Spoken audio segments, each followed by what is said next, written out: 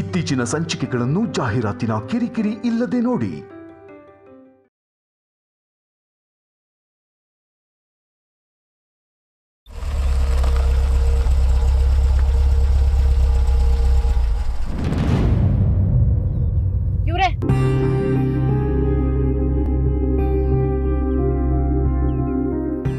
ಕಣ್ಣೂರ್ಗೆ ಹೋಗೋ ದಾರಿ ಇದನಾ? ಹೋಗ್ಬಿಡು, ಇಲ್ಲಿಂದ ಹೋಗ್ಬಿಡು.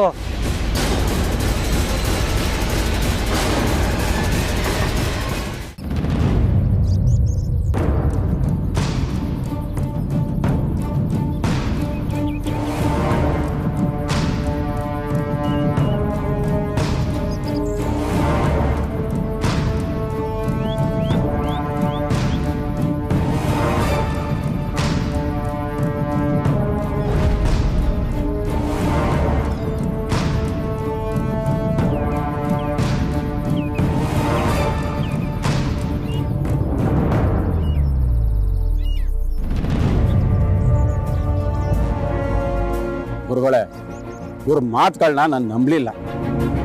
ನಿಮಗೆ ಗೊತ್ತಲ್ಲ, ಕುಡ್ದ ಜ್ಞಾನದಲ್ಲಿ ತಲೆ ತಿರುಗಿ ಬಾಯಿಗೆ ಬಂದಂಗೆ ಮಾತಾಡ್ತಾರೆ.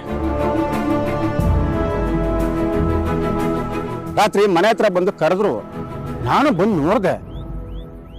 ಆದ್ರೆ ಹಸಿರು ಬಣ್ಣದ ಬೆಳಕು ಫಳಫಳ ಅಂತ ಹೊಳಿತಾ ಇತ್ತು. ಗುರುಗಳೇ, ಅದೇನ ನಕ್ಷತ್ರ ಆಗಿರ್ಬೋದಾ? ಗುರುಗಳೇ, ನಮ್ಗೇನೋ ತೊಂದರೆ ಆಗುತ್ತಾ? ನೋಡಿ, ಧೂಮಕೇತುಗಳು ನಕ್ಷತ್ರಗಳು ಬೀಳೋದು ಕೇಡ್ಗಾಲದಲ್ಲಿ ಮಾತ್ರ. ಅದು ಬೀಳೋದು ಕಾಣಿಸುತ್ತೆ ಹೊರತು ಬಿದ್ದ ನಂತರ ಭೂಮಿ ಮೇಲೆ ಕಾಣೋದಿಲ್ಲ. ನೋಡು ವಸಂತ, ನಕ್ಷತ್ರಗಳು ಭೂಮಿ ಮೇಲೆ ಬೀಳಕ್ಕಿಂತ ಮುಂಚೆನೆ ಉರ್ದೋಗಿರುತ್ತೆ. ಅಂದ್ರೆ ನೀವೇನು ಹೇಳ್ತಿದ್ದೀರಾ ಗುರುಗಳೇ? ನಕ್ಷತ್ರನೂ ಅಲ್ಲ, ಧೂಮಕೇತುನೂ ಅಲ್ಲ ಅಂತ ನನ್ಗನ್ನಿಸ್ತಾ ಇದೆ. ಹಾಗಾದ್ರೆ ಇದು ಏನಿರ್ಬೋದು ಗುರುಗಳೇ? ನೋಡಿದ್ಮೇಲೆ ತಾನೇ ಎಲ್ಲ ಗೊತ್ತಾಗೋದು. ಗುರುಗಳೇ, ಇದನ್ನ ಯಾರು ನೋಡಬಾರದು ಅಂತ ನಾವೇ ಮುಚ್ಚಿಟ್ಟಿದ್ದೀವಿ.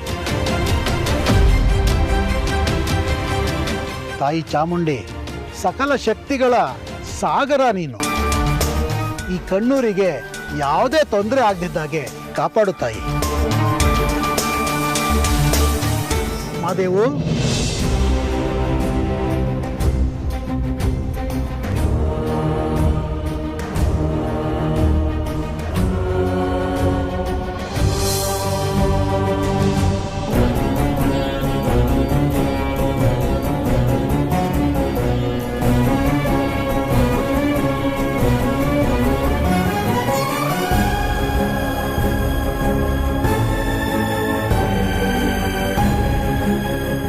ಹೀಗೆ ಗುರುಗಳೇ ರಾತ್ರಿನೂ ಉಳಿತಾ ಇತ್ತು. ಇದು ಏನಿರ್ಬೋದು ಗುರುಗಳೇ? ಈ ಊರಿನ ಶಾಪಕ್ಕೆ ಮೋಕ್ಷ ಸಿಗ್ತಾ ಇದೆ.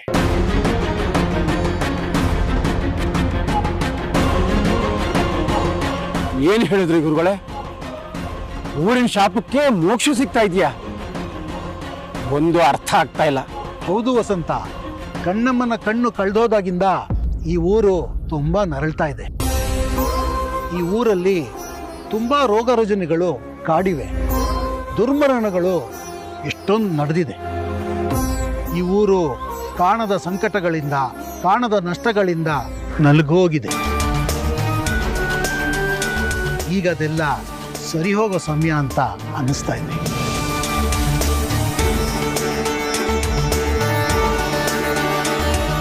ಗುರುಗಳೇ, ನೀವು ಹೇಳ್ತಾ ಇರೋದು ಒಂದು ಅರ್ಥ ಆಗ್ತಾ ಇಲ್ಲ. ವಸಂತ, ಕಣ್ಮುಂದೆ ಕಾಣ್ತಾ ಇರೋದು ಬೇರೇನೂ ಅಲ್ಲ, ನಮ್ಮ ಕಣ್ಣಮ್ಮ ತಾಯಿಯ ಕಣ್ಣು.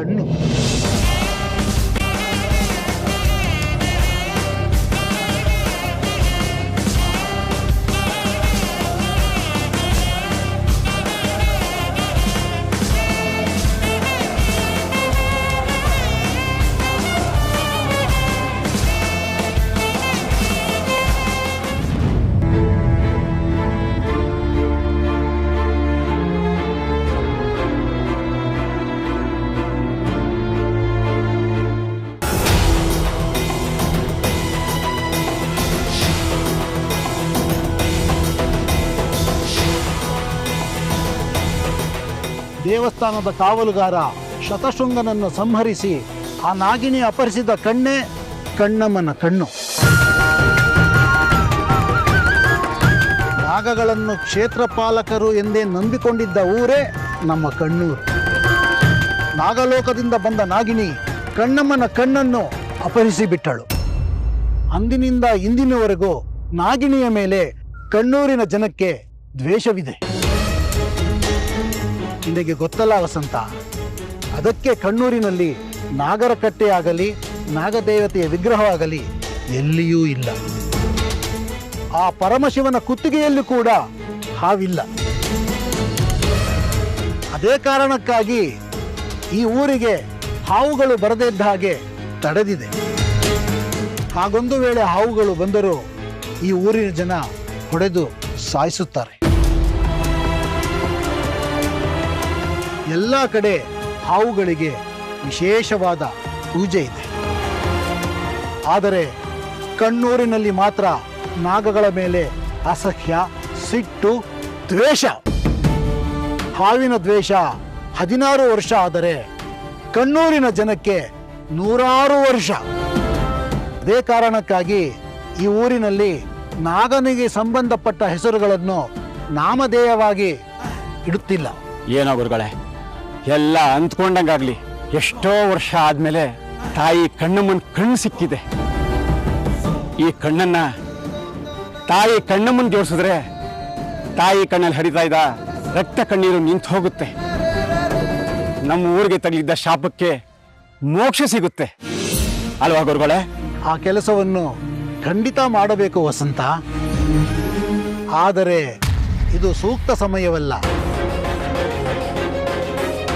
ದೈವ ಪ್ರಶ್ನೆಯನ್ನು ಇಟ್ಟು ನೋಡಬೇಕು. ಗುರುಗಳೇ, ಇನ್ನು ತಡ ಮಾಡೋದು ಬೇಡ. ಆ ತಯಾರಿನ ಈಗಲೇ ಮಾಡಿ. ಇದನ್ನು ನಾನೊಬ್ಬನೇ ಮಾಡಲು ಸಾಧ್ಯವಿಲ್ಲ ವಸಂತ. ಆ ಶತಶೃಂಗನೂ ಬರಬೇಕು. ದೇವಿಯ ಕಣ್ಣನ್ನು ಕಾಪಾಡಲು ಹೋಗಿ ಆ ನಾಗಿಣಿಯಿಂದ ಹತನಾದ ಶತಶೃಂಗ. ಶತಶೃಂಗ ತನ್ನ ಮಗಳ ಹೊಟ್ಟೆಯಲ್ಲಿ ಹುಟ್ಟಿರೋದು ನಿನಗೂ ಗೊತ್ತು ತಾನೆ? ಹೌದು ಗುರುಗಳೇ, ಪ್ರತಿ ಸಲ ಕಣ್ಣಮ್ಮನ ಗುಡಿ ಮುಂದೆ ಕೂತ್ಕೊಳ್ಳೋದನ್ನ ನಾನು ನೋಡಿದ್ದೀನಿ. ಆದರೆ ಅವನು ಅಲ್ಲಿ ಯಾಕೆ ಕೂತ್ಕೊಳ್ತಾ ಇದ್ದ, ಏನು ಮಾಡ್ತಾ ಇದ್ದ ನನಗೆ ಗೊತ್ತಾಗ್ತಾ ಇರಲಿಲ್ಲ. ಆದರೆ ನನಗೆಲ್ಲವೂ ಗೊತ್ತಾಗ್ತಿದೆ ವಸಂತ. ನಾಗ ಪೌರ್ಣಮಿಯ ದಿನ ಕಣ್ಣಮ್ಮನ ಕಣ್ಣು ಅಪಹರಣವಾಗಿತ್ತು. ಅದಕ್ಕೆ ಆ ದೇವಿ ಶತಶೃಂಗನನ್ನು ಈ ಊರಲ್ಲಿ ಮತ್ತೆ ಹುಟ್ಟುವಂತೆ ಮಾಡಿತ್ತು. ಅವನಿಂದಲೇ ಕಣ್ಣು ತಾಯಿಗೆ ಸೇರಬೇಕೆನ್ನುವ ಆಸೆಯೂ ಇರಬಹುದು. ಎಲ್ಲ ಆ ದೇವಿಯ ಇಚ್ಛೆಯಂತೆ ನಡೆಯಲಿ. ಊರಾಚೆ ಇರುವ ಶತಶೃಂಗ ಮತ್ತೆ ಬಂದು ಪೂಜೆ ಮಾಡಿ ಕಣ್ಣನ್ನು ದೇವಿಗೆ ಸೇರಿಸುವಂತಾಗಲಿ. ಆ ಶತಶೃಂಗನ ಬಗ್ಗೆ ನಿಮಗೆ ಗೊತ್ತಲ್ಲ ಗುರುಗಳೇ? ಎಲ್ಲೋ ಇರ್ತಾನೆ, ಎಲ್ಲೋ ಬರ್ತಾನೆ, ಇವತ್ತು ಹೋಯ್ತಾನೆ, ಮತ್ತೆ ಯಾವತ್ತೋ ಬರ್ತಾನೆ. ಅವನು ಬರೋವರೆಗೂ ಈ ಕಣ್ಣನ್ನ ಸುರಕ್ಷಿತವಾಗಿ ಇಡಬೇಕು ಅಲ್ವಾ? ಹೌದು ವಸಂತ. ಈ ಊರಿಗೆ ಶಾಪದಂತೆ ಅಂಟಿಕೊಂಡಿರುವ ದಂಡಕ ಪಕ್ಕದ ಕಾಡಲ್ಲೇ ವಾಸಿಸುತ್ತಿದ್ದಾನೆ.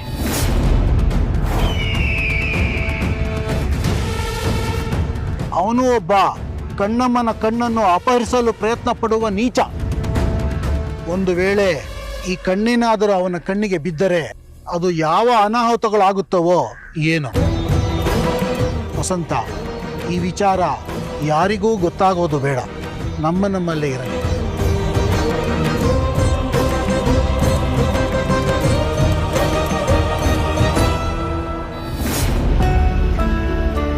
ಕಾಣ್ದಿರೋ ಊರಿಗೆ ಹೋಗ್ತಾ ಇದ್ದೇವೆ. ಕಾಡು 3 ಜನದ ಮಧ್ಯೆ ಕಾಪಾಡೋರೊಬ್ರು ಇದ್ದೇ ಇರ್ತಾರೆ.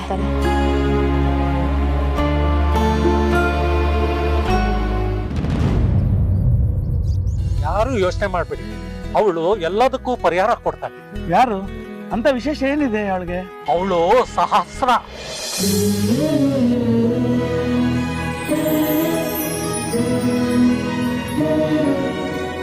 ಸಾವಿರ ದೀಪದ ತೇಜಸ್ಸು ಇರೋಳು. ನಮ್ಮ ಕಣ್ಣೂರಿನ ದೀಪ ಅವಳು. ಅಲ್ಲ, ಅವಳ ಬಗ್ಗೆ ಇಷ್ಟೊಂದೆಲ್ಲ ಹೇಳ್ತಿದ್ರಲ್ಲ, ಏನಿದೆ ಅಂತ ಶಕ್ತಿ? ಅಶ್ವಿನಿ ದೇವತೆಗಳ ಆಶೀರ್ವಾದದ ಕೈಗುಣ ಅವಳು.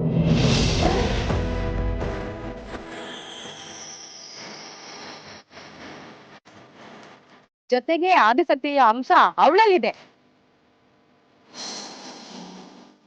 ಹಾಗಾಗಿ ದೀಪಗಳು ಮಾತಾಡೋದು ಅವಳಿಗೆ ಕೇಳಿಸುತ್ತೆ.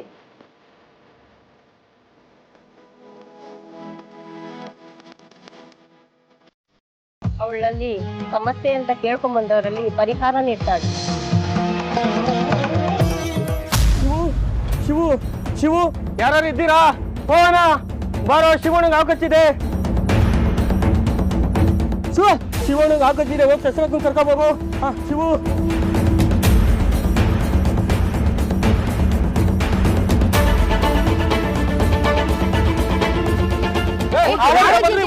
ನೋಡೋಣ ಬಂದ್ರೆ. ಅಕ್ಕ ಅಕ್ಕ ಅಕ್ಕ, ಶಿವನಿಗೆ ಹಾವು ಕಚ್ಬಿಟ್ಟಿದೆ ಅಕ್ಕ. ಹಾವ ಎಲ್ಲಿ? ಅಕ್ಕ ಶಿವಣ್ಣ ಮನೆ ಹತ್ರ ಹಿತ್ಲಲ್ಲಿ ಹೋದಾಗ ಹಾವು ಕಚ್ಬಿಟ್ಟಿದೆ ಅಕ್ಕ. ಮತ್ತೆ ನಮ್ಮೂರಲ್ಲಿ ಹಾವು ಬಂತ? ಅಕ್ಕ ಬೇಗ ಬಾ ಅಕ್ಕ, ಕಾಪಾಡ್ ಬಾ ಅಕ್ಕ.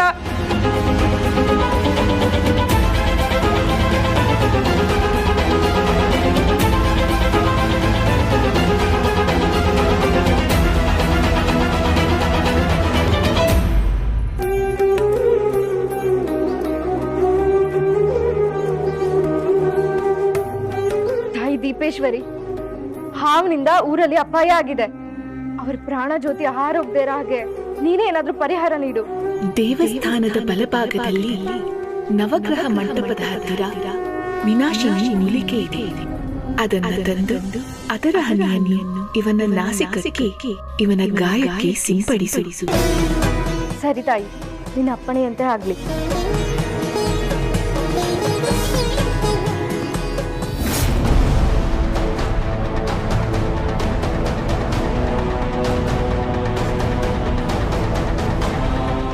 ಎದಳು ಶಿವು, ಏನಾಯ್ತು ಶಿವು? ಇನ್ನೊಂದು ಶಸ್ತ್ರಕ್ಕೆ ಬಂದ್ಬಿಡ್ತಾಳೆ ಶಿವು. ಎದಳು ಶಿವು, ಸ್ನೇಹಿತನ್ ಬಿಟ್ಟು ಹೋಗ್ತಾನೆ ಶಿವು. ನೋಡೋ ಶಿವು, ಶಿವು ಎದಳು ಶಿವು.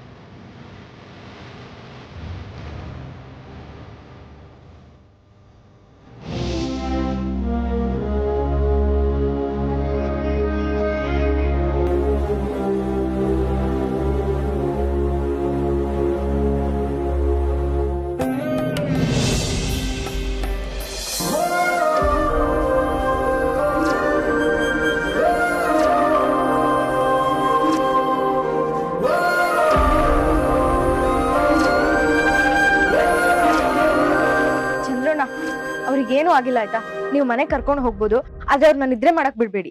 ಸರಿ ಅಕ್ಕ.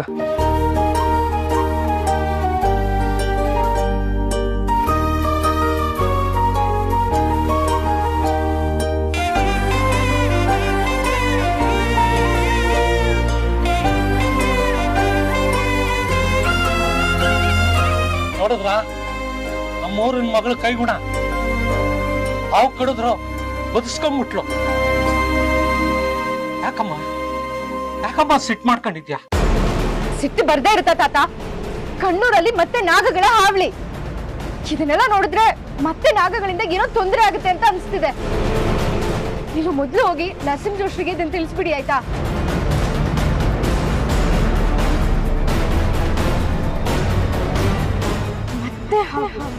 ಮತ್ತೆ ಹಾವಿನಿಂದ ನೋವು ಇಲ್ಲ.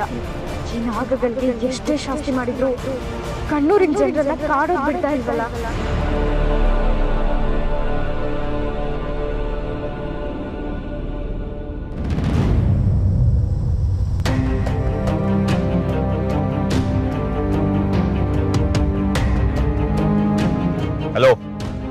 ಎಲ್ಲಿಗೆ ಕರ್ಕೊಂಡು ಹೋಗ್ತೀರಾ?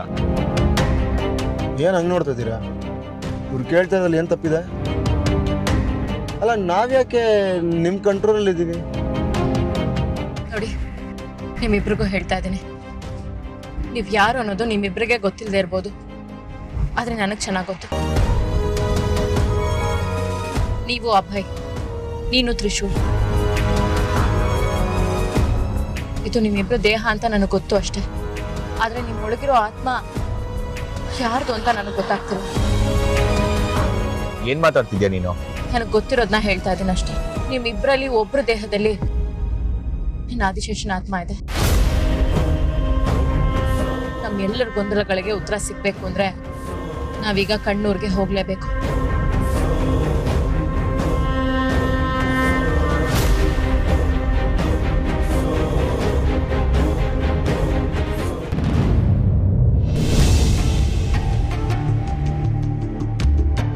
ತಾಯಿ ದೀಪೇಶ್ವರಿ, ಮತ್ತೆ ಕಣ್ಣೂರಲ್ಲಿ ಸರ್ಪ ಸಂಕಟನ? ನನ್ನವನ್ಗೆ ನಾಗಗಳಿಂದ ದೋಷ ಇದೆ ಅನ್ನೋದು ತಿಳಿದಿದೆ ತಾಯಿ.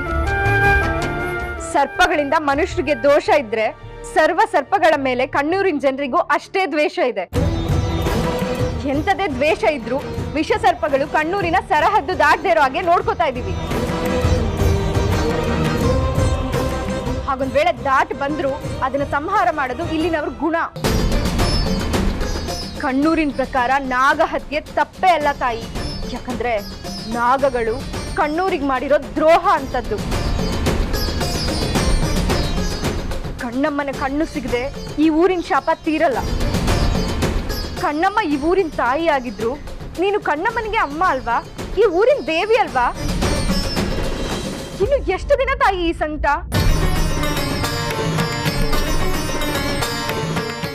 ಬಂದು ನನ್ ಬೇಡದ ದಿನ ಇಲ್ಲ, ಮಾಡಿರೋ ವ್ರತ ಇಲ್ಲ.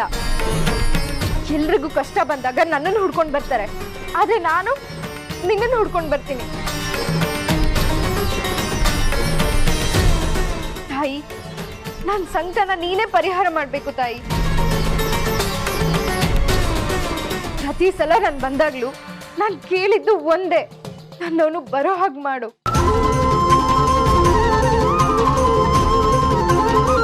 ನನ್ ಕಣ್ಣೀರು ನಿನ್ ಕಣ್ಣಿಗೆ ಬೀಳ್ದೆ ನಿನ್ ಕಲ್ಲೆದಕ್ ಬಿದ್ದು ಆವಿಯಾಗಿ ಹೋಗ್ತಿದ್ಯಾ? ಮಾತಾಡು ತಾಯಿ, ಮಾತಾಡು. ನನ್ ಪ್ರಶ್ನೆಗೆ ಉತ್ತರ ಕೊಡು ತಾಯಿ.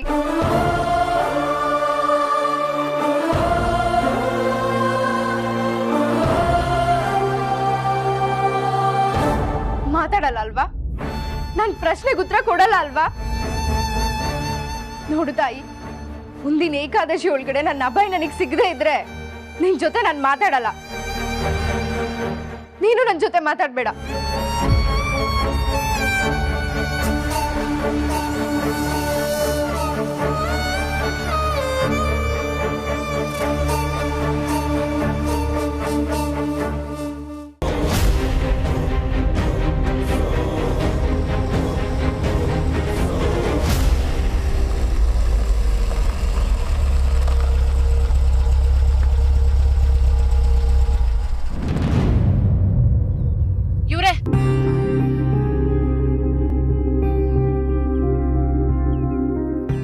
ಕಣ್ಣೂರ್ಗೆ ಹೋಗೋ ದಾರಿ ಇದನಾ?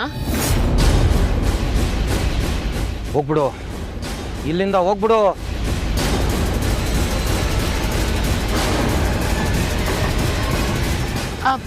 ನಾನು ಕಣ್ಣೂರ್ಗೆ ಹೋಗೋ ದಾರಿ ಯಾವ್ದು ಅಂತ ಕೇಳ್ತಿದ್ರೆ ನೀವೇನೋ ಹೇಳ್ತಾ ಇದೀರಲ್ಲ, ಏನ್ ಮಾತಾಡ್ತಾ ಇದ್ದೀರಾ? ಹೊರಟ್ಬಿಡು, ಹೇಳ್ತಾ ಇದ್ದೀನಲ್ವಾ, ವಾಪಸ್ ಹೊರಟ್ಬಿಡು.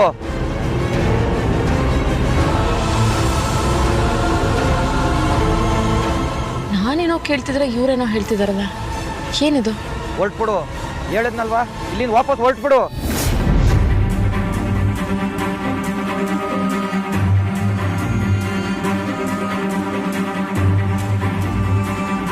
ಸರಿ ಆಯ್ತು.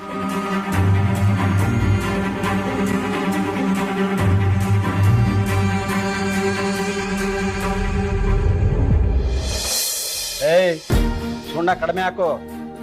ನನಗೆ ಗೊತ್ತಿಲ್ವಾ?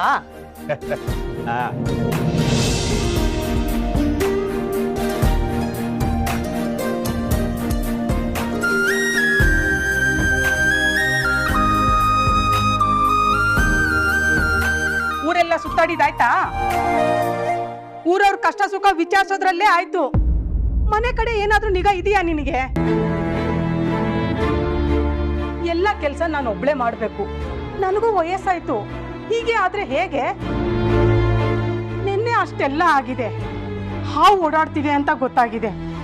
ಆಕಾಶದಿಂದ ಏನೋ ಬಿದ್ದಿದೆ. ಒಂದಲ್ಲ ಒಂದು ಈ ತರ ದುರಂತದ ಸೂಚನೆಗಳೇ ಕಂಡ ಮೇಲೂ ನೀನ್ ಈ ತರ ಯಾಕೆ ಓಡಾಡ್ತೀಯಾ?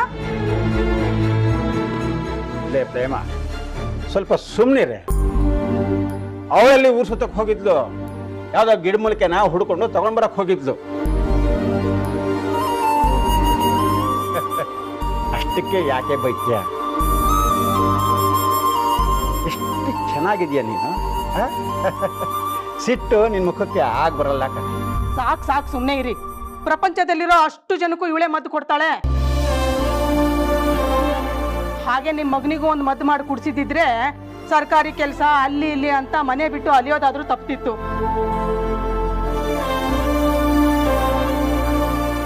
ನಾವು ಅವ್ನು ನೋಡಿ ಎಷ್ಟು ದಿವಸ ಆಯ್ತು, ಮಾತಾಡಿ ಯಾವ ಕಾಲ ಆಯ್ತು. ನಾನು ಎಷ್ಟು ಹಿಂಸೆ ಅನುಭವಿಸ್ತಾ ಇದ್ದೀನಿ ಅಂತ ನಿಮ್ಗೆ ಗೊತ್ತಾ?